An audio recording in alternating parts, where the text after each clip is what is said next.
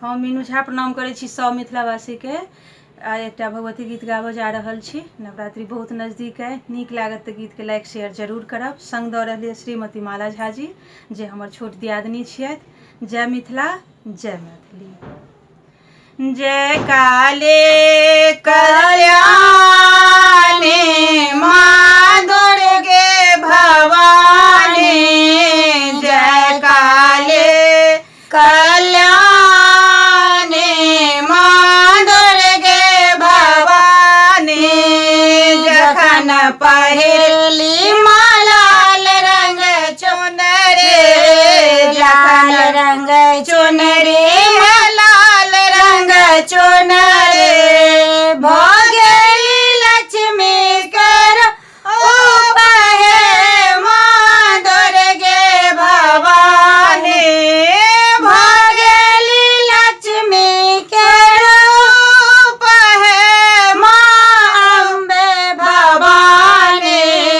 जय काले कल्याणी माँ दुर्गे भवानी, जय काले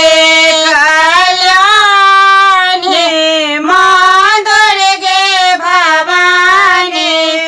जखन पहिरली सफेद रंग साड़ी, जखन पहिरली सफेद रंग साड़ी, सफेद रंग साड़ी, सफेद रंग साड़ी, भोगेली शारदा स्वरूप है माँ दुर्गे भवानी।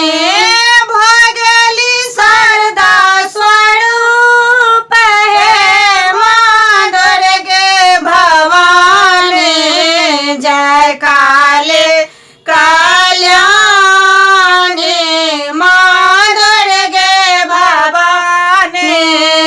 जखन पहिरली माँ मुंड के माला, जखन पहिरली माँ मुंड के माला, मुंड के माला माँ मुंड के माला, भोगेली काली के रूप है माँ दुर्गे भवानी। जय काले